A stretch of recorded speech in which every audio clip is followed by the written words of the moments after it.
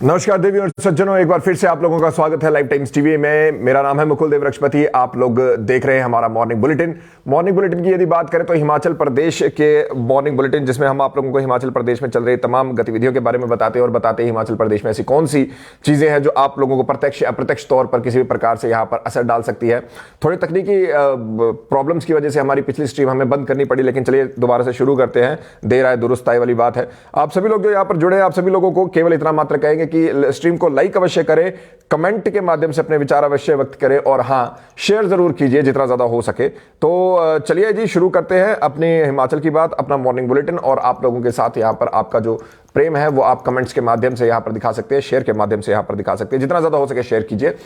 तो सबसे पहले तो आप लोगों को लेकर चलते हैं हिमाचल प्रदेश के मंत्रिमंडल के गठन के बारे में, जिसके बारे में जैसे कि आप लोगों ने अटकलें सुनी ही होंगी। आज या कल में मंत्रिमंडल का गठन होने का यहां पर पूरी संभावना है, लेकिन पेच कहां फंसा है उसके बारे में बता दें। आप लोगों को बता दें कि पेच यहां पर फंसा हुआ है कि भाई हमारे बीच में काफी ऐसे सीनियर नेता हैं कांग्रेस में, जिनका यहां पर मंत्री पद जो है ऐसा फाइनल माना जा रहा था, या फिर ऐसा माना जा रहा था कि इनका हक यहां पर मंत्री पद पर बनता है। लेकिन जब भी यहां पर मंत्री बनाए जाते हैं तो काफी ज्यादा समीकरण देखे जाते हैं, जैसे क्षेत्रीय समीकरण होते हैं, जातीय समीकरण होते हैं, वो सभी समीकरण यहां पर देखे जाते हैं। और उन्हीं समीकरणों के बीच में अब बात ऐसी हो जाती है, जब एक ही क्षेत्र से बहुत भी 3-4 बड़े-बड़े नेता आ जाएंगे तो वहां पे सबसे बड़ी मुसीबत ये हो जाती है कि भाई किसको बनाएं और किसको ना बनाएं। और वही हमारे बीच में यहां पर अभी इस जो पेच है वो वहीं पे फंसा हुआ है। जैसे अगर शिमला की ही बात करें, विक्रमादित्य सिंह यहां पर दौड़ में है, रोहित ठाकुर दौड़ में है, अनिरुद्ध सिंह दौड़ में है, कुलदीप राठौर दौड़ में है।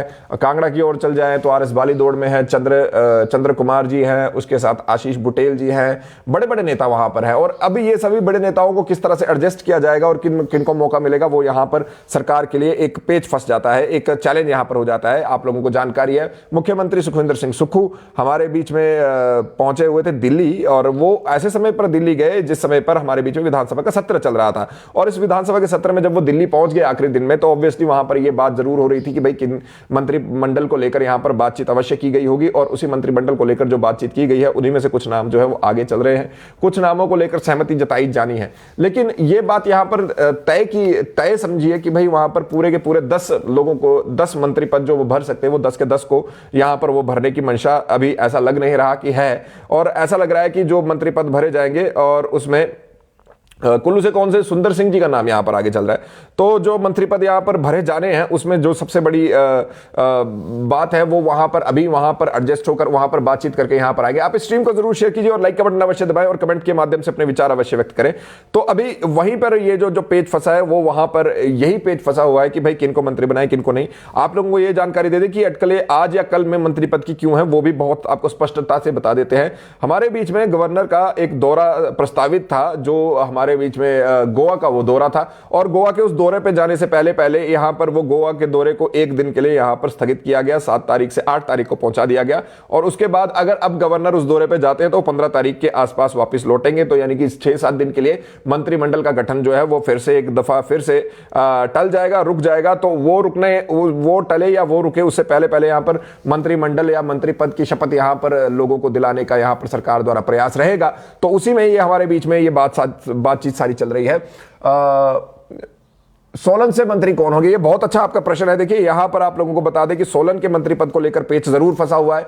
यहां पर राम कुमार जी और धनीराम शांडिल जी की बात हो रही है। ये जरूर माना जा रहा है कि धनीराम शांडिल जी उस रेस में आगे चल रहे हैं, और धनीराम शांडिल जी शायद मंत्री पद यहां पर ले भी ले, ऐसे भी माना जा रहा है कि उन्हीं को यहां पर मंत्री पद मिलना है। लेकिन बात करें तो वो भी पीछे नहीं है, जो राम कुमार जी है वो भी पीछे नहीं है। और इवन यहां पर संजय अवस्थी जी का नाम भी यहां पर उठ के सामने आ रहा है कि भाई वो भी यहां पर मंत्री पद की दौड़ में है। लेकिन संजय अवस्थी जी दूसरी बार, एक बार बाई इलेक्शन में और एक बार अभी वो यहां पर मुख्यमंत्री क्षमा चाहेंगे विधायक बने हैं, तो उसके बाद अब हमारे बीच में एकदम से उनके पास इतनी बड़ी जिम्मेदारी देना शायद थोड़ा मुश्किल हो सकता है। लेकिन फिर राजनीति है, कुछ भी हो सकता है। शिमला से कौन होगा, नाम बहुत से हैं। कुलदीप राठौर जी हैं, आप रोहित ठाकुर जी हैं, बरागटा जी हैं, उसके साथ विक्रमादित्य सिंह जी हैं, और अनिरुद्ध जी हैं। तो इन सबके नाम भी यहाँ पर हैं जो आगे चल रहे हैं। लेकिन ऑब्वियसली वहां पर सभी को तो मंत्री बना नहीं सकते, ये तो एक तरह से 5 मंत्री आपने शिमला से बना दिए, तो लोअर हिमाचल के लोगों को थोड़ा सा ऐसा लग सकता है कि हमारे साथ पक्ष पक्षपात हुआ है और ऐसा तो होने से रहा।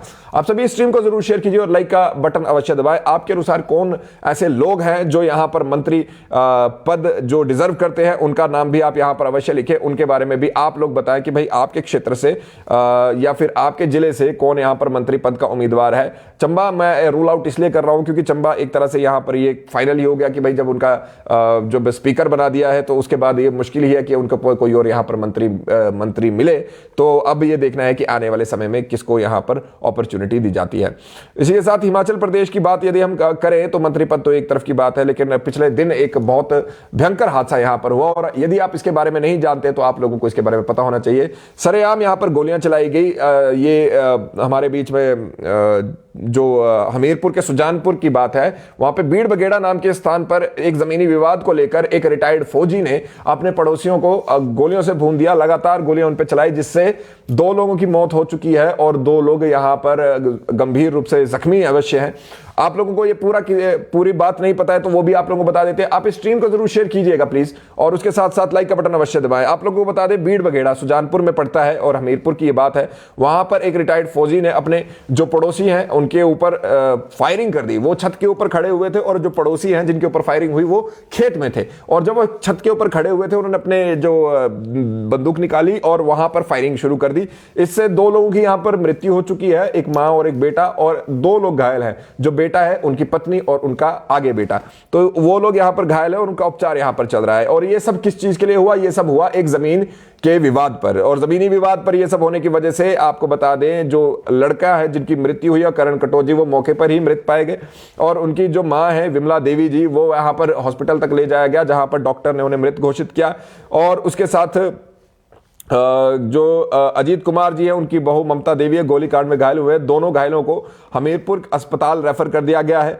और जो यहां पर जो जिन्होंने गोली चलाई जो फौजी है उनका नाम चंचल सिंह है, रिटायर्ड फौजी है। उनके खिलाफ धारा 302 आईपीसी के तहत केस दर्ज कर लिया गया है और उनके ऊपर ये जो केस है उसके तहत अब ये इस धारा के तहत यहाँ पर कार्रवाई की जाएगी। आपको बता दें करीब कल शाम 5:30 बजे की ये बात है जो ये हमारे बीच में सामने आ रही है। और यहां पर अब ये देखना है कि भाई आगे किस तरह से यहां पर देखा जाता है, क्या यहां पर किया जाता है। तो जो काम जो ये कर रहे थे केवल वो अपने खेतों में काम कर रहे थे, बहस उनके बीच में जो जमीन को लेकर हुई और उसके बाद ये सारी चीज देख के सामने आई कि भाई जो उन्होंने गोलियां ही वहां पर चला दी। यहां पर ये पाया गया है जो मृतक है उनके बारे में भी आप लोगों को बता देते हैं कि भाई जो करण कटोच है उनकी यहां पर मृत्यु हुई है, उनके माता जी विमला देवी और उसके साथ ही जो यहां पर काम कर रहे थे उन लोगों की भी यहां पर करण की पत्नी और बेटे का यहां पर इलाज चल रहा है इस समय पर भी, और अभी तक उसके बारे में कोई हमारे बीच में बात नहीं आई है। ये दोनों पक्ष जो है वो पड़ोसी है, आप लोगों को ये भी यहां पर बता देना चाहते हैं। अजीत कुमार जी और उनकी बहू जो है ममता देवी गोलीकांड में घायल हुए हैं और इस समय पर वो लोग यहां पर उनके ऊपर जो वो लोग हैं वो यहां पर उपचाराधीन है। अब देखते हैं, उम्मीद है कि जल्दी यहां पर वो ठीक हो जाए। आरोपी उनको पकड़ लिया गया है, आरोपी को पकड़ लिया गया है, तो अब उम्मीद है कि जल्द ही सरकार जो पुलिस प्रशासन है अपना कार्य यहां पर करेगी।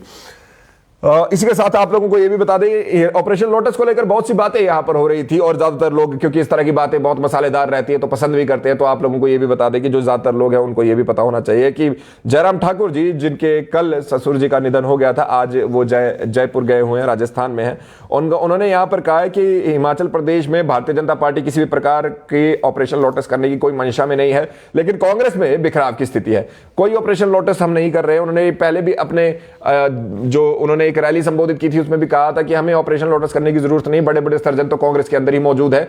तो यहां पर उन्होंने इस बार ये स्पष्ट किया, कल जब वो यहां से जयपुर की ओर जाते हुए ऊना में कुछ देर के लिए रुके थे तब उन्होंने पत्रकारों से बातचीत करते हुए उन्होंने ये बताया कि भाई देखिए हम लोगों को किसी प्रकार के ऑपरेशन लोटस करने का कोई विचार नहीं है, सरकार इस बारे में आश्वस्त रहे, उनको टेंशन नहीं लेनी चाहिए। लेकिन उन्होंने ये बताया कि सरकार समंजस की स्थिति में है और यही कारण है कि मंत्रिमंडल का विस्तार इस समय तक नहीं हो पाया है। तो उन्होंने ये जरूर कहा कि मैं जरूर यहां पर आखिरी सत्र के आखिरी दिन मौजूद नहीं हूं, लेकिन बड़े नेता बहुत है भारतीय जनता पार्टी के जो लोगों की आवाज बन के वहां पर खड़े होंगे।